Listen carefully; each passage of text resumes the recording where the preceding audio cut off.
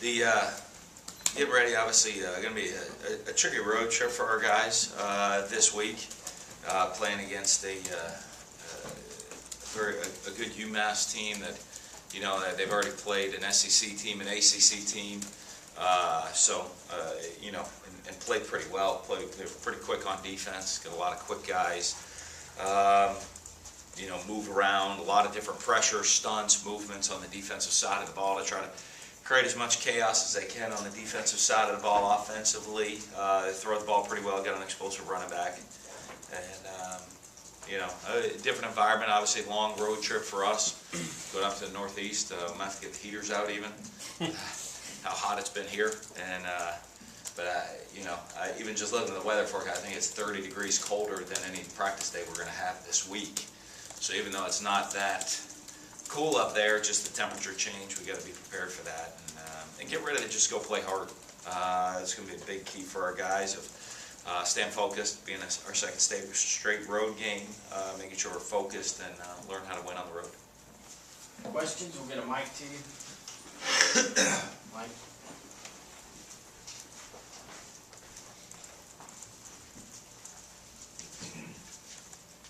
Dan, obviously lots going to be made about you kind of returning to the New England area. What plans or anything that do you have? I know they won't be long, but do you have any plans? No. I'm working here Thursday, so I'm going to miss the Pats game Thursday night. Red Sox are out of town, so it's a shame because we followed up with a bye week. So if the Red Sox were in town, maybe I might have thought about trying to stick around a little bit, catch a Sox game real quick, see Big Poppy one more time.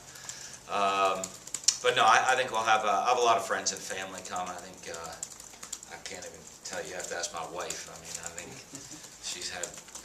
I think one of my group of friends, they were asked. They said they were getting a head count in the either 80s coming to the game or something like that. So I have a lot of family and friends at the game to come watch us play. And so maybe have somebody stop at the back room restaurant and pick up some chicken tenders for me, duck sauce, and bring it down. And following up on that, what was it like growing up in the New England area, and what's it made you to take your Mississippi State ball club up in that area? Well, it's great. I mean, it's a great place to grow up. A lot of great memories. Growing up there. Beautiful time of year to be up there right now in this early fall. Foxborough's a little south, so I don't know how much foliage we'll get around the stadium. If you head up a little further north, you can see some nice foliage. So but beautiful deal. A really neat experience. I mean, fun for me to kind of get back towards home and play a game, and I bet we'll be able to. I think for most of the guys on our team, if they do their state count, they'll be able to check off. I think we land in Rhode Island and we'll play up in Massachusetts. They'll be able to check 2 states because I can guarantee you there's very few people on our team that have been to either Rhode Island or Massachusetts. So I bet some of our coaches, I think, are able to check those 2 off too that haven't spent a whole lot of time up in the Northeast.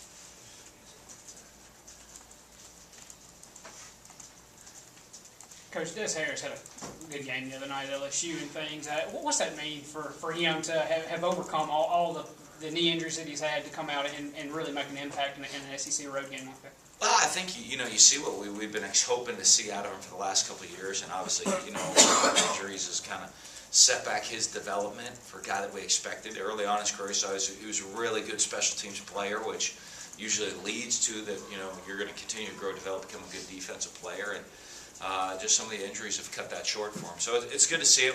We've always expected a lot out of him. Hopefully he can build on this now and start becoming more of a factor and a role player on the defensive side of the ball. There's been a couple of plays this year just around college football where there's a sure touchdown and the guy kind of drops the ball before he crosses the goal line. Yeah. What kind of conversations do you have with your players, and have you had more just because it's kind of happened a lot this season? Yeah, don't do that when we're running the ball in. For sure. It's a mental focus and discipline type of deal. Of just finishing a play and finishing everything we do. On the defense side of the ball, it's the same thing. You want to pick up every ball. That if someone puts a ball on, if there's a ball on the ground, pick it up no matter what the situation is on defense. So, but I've seen a bunch of that. And those are just mental errors that you just can't make. You got to be focused. I think one of the things, these are young kids, or 18 to 22-year-old kids, and you know, they have to keep unbelievable focus through the course of a game to be successful. And, you know, I think it helps when they see, hopefully, it helps they see other people make mistakes, that they can learn from that mistake and not make it themselves. Looking back at the LSU game in the third quarter, you guys were able to run the ball with some good success. When you look back on film, what factors led to being able to run the ball that quarter? We played harder, to be honest with you. I don't think we played real well, and you know, we obviously played much better in the second half of the game overall, offense and defense, even special teams wise. So, you know, I don't know whether it's our guys just getting settled in, or you know, and relaxing to a point. You know, I mean, rousing halftime speech of just relax and play hard every single play, and all of a sudden we started doing it and we started executing. You know, I thought in the first half there were plays there to be made, we just weren't making them.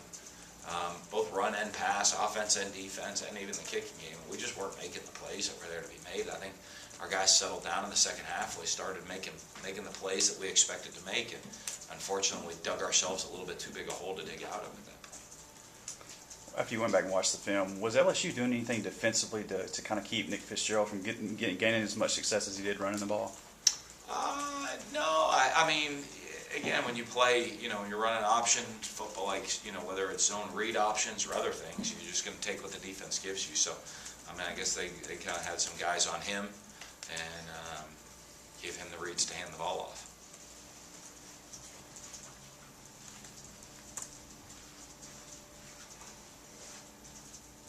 What did Damian do or LSU allow that allowed those 2 touchdowns so quick? Really nothing. We caught the ball. You know, I mean, to be honest with you, I think we were moving the ball in the second half pretty well, and you know, went in that situation, and we just, you know, one-on-one situations. We won a couple. We missed a couple early in the game. We, you know, won some, missed some early in the game. We kind of hit most of them in that second half, especially the fourth quarter. We're shuffling players around, a lot of inexperienced players in the secondary. How would you kind of grade what they've done in the first 3 weeks? I don't know. It's hard because there's just so many guys going in, and with the injuries and all of that stuff. So well, they're developing. And you know, I mean, you're in a situation where you're having to play guys a lot more and way earlier than they're supposed to be playing at this point of their career, and so. You know, that's what we got. They got to step up. They got to play. And if they play hard, they're gonna, you know, they're learning. The hardest one, they're just learning how to play hard. Never mind what their assignment or technique and all the other things. They're just trying to even figure out how to play hard at this point. Coach, how did the team perform yesterday in practice? What was kind of the bounce back there? Yeah, they're good. They got after it. You know, I mean, hey, you got to play again this week. You know, I mean, told them you're down to 6 days before we kick it off again, so you better buckle it up and get ready to go, or else. You know, that game's over. You got to get ready for the next one, and if you don't do that, you're going to let one loss cause many losses for you. UMass has already played Florida this year. Just talk about what you've seen on film about with them, a team that a lot of people in the South don't see. Well, they're a very good football team. You know, I mean, like I said, they were very quick on defense, and they a lot of movement, blitzes. I mean, they're going to blitz all over the place and move and stunt guys around all over the place. You know, and offensively, they like to throw the ball around, you know, and probably a little different than some teams, you know, that spread it to throw it. They don't spread it to throw it, but they're going to go unbalanced, movement shifts, some of that stuff, and, you know, and throw the ball around that way. So, you know, we're going to have to, we got to be able to defend the pass on the back end. We got to be able to get pressure on the quarterback. That's one thing that we weren't able to do last week. You know, on the defensive side of the ball, and we got to be able to handle all the quick line movements and all the pressures and blitzes we're going to see on offense. Yes. What kind of conversations do you have with the quarterbacks after Nick struggled and Damian appeared to play well? Is there a conversation you have about, hey, this is what we're doing going forward? No, I didn't think Nick struggled. I thought Nick played pretty well, to be honest with you. Missed a throw or two here or there, and so did Damian. But just got to find a way to win. You know, we got to play better and find a way to win. Be better leaders. You know, that's the most important thing. The quarterback position has great leadership.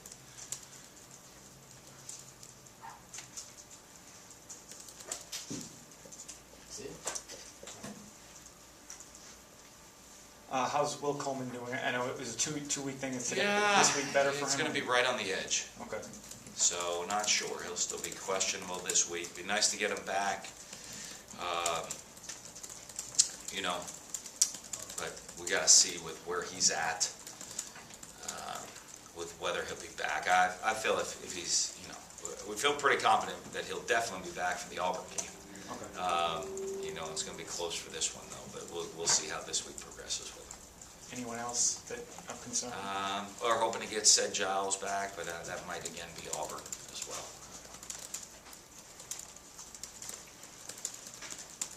How do you think the defense did? It seemed like the second half they were creating more pressure, a little bit of turnovers too. Well, I think we just played harder. It is, and I guess, I don't know. I thought we played hard in the first half at times too. We just didn't make plays, you know. And it's, you gotta, you know, if you just worry, I think guys were worried about too many things. You know, when you got young players, you know, they're worried about everything. Oh no, we gave up a touchdown. Oh, what do we have to do? Can we score? Are we going to win the game? Are we going to lose the game? How's this going to affect the season? All of those things, you know, young guys worried about every little detail, and they worry less about how hard they can go on the next play. That was one of the biggest things. I think, to me, the biggest difference between the first half and the second half is I saw a look from guys that were just worried about all the wrong things. Like, I don't know what they have to worry about. Just line up and play the next play as hard as you can play.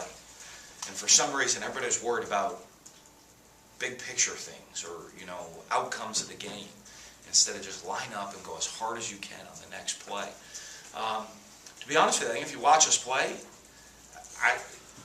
I don't even think anybody looked at the scoreboard until we recovered the onside kick. And they're like, because all they worried about was how hard you could go on the next play. I think our guys bought into that and did that in the second half of the game. And all of a sudden, it's a 3-point game with 3 minutes to go. You know, we outscored them 17-0 in the second half. You know, but that's young players. They got to learn that. Stop worrying about all the other stuff and worry about this play. I'm putting my hand on the ground and going as hard as I can on this play. And if that's all we worry about, chances are we're going to learn how to win football games and become really, really successful, and stop with all the outside distractions or whatever. You know, I mean, who knows what everything going through all their different minds were of that point, how they came about it. But you just saw a team that wasn't focused on just that play. Dak got his first NFL win yesterday. Have you talked to him since, and how much of that game did you get to watch yesterday? None, but I watched some of the highlights last night, late night when I got home. Buzzed a couple, but I mean, happy for him. Yeah, I texted him, congratulations, so I'm really happy for him. Hopefully he has a lot more. You know, I mean, he's. I guess it's tough. My wife said something about him and Preston.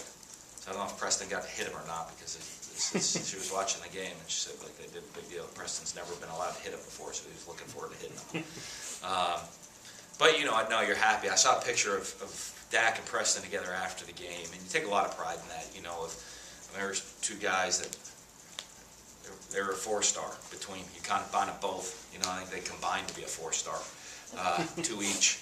And you know, here they are living out their dreams in the NFL, and knowing that, you know, they worked hard to do that, but knowing that you had a little part of helping them develop and helping them grow and helping them live their dreams is pretty special. When you talk about the team learning not to look forward, focus on the now, is that something you can coach, or is that also something they just have to learn by having, unfortunately, experienced it? Well, I mean, the best learning that you ever do is experiencing it. You know, but we try. You're constantly trying to coach it and get them to learn it. But you know, I mean, a lot of guys, it's the first time they're in situations.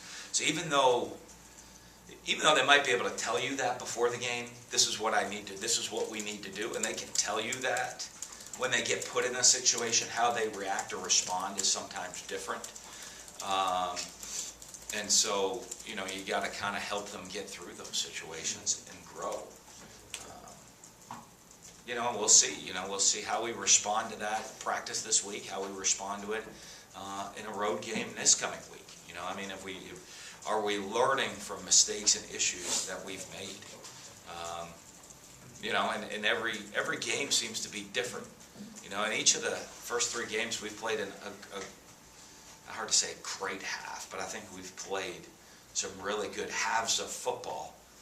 And then through whatever different circumstances, we play a poor other half of football. You know, and it's been first and second and first.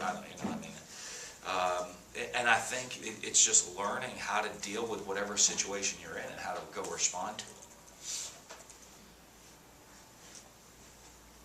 Is there something that you have to do with all players? I said that, Nick struggled a little. You said he didn't. When you're looking at it, do you go to him and say, hey, yes, everyone's going to say that you may not have a good game, but on film, everything we saw, you did have a good game? Yeah, I tell you, like, the same thing. If they're worried about stuff, I don't want to make y'all feel bad. You guys might say nice things about me, might say awful things about me, and I really don't pay attention much to either. So if you say nice things, thank you. If you say mean things, and you know what? I have another response, but I'm not going to say it on air.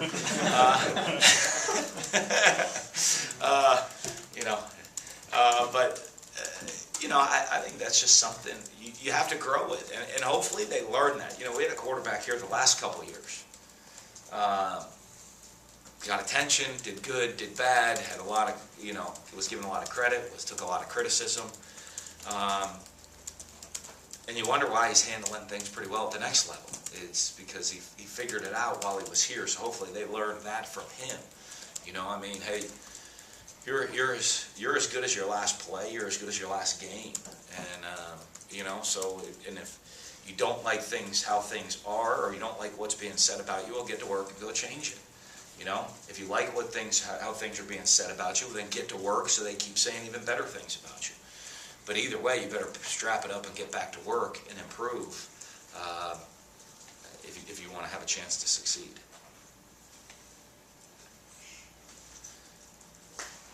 Good. All right, thank you. Thanks.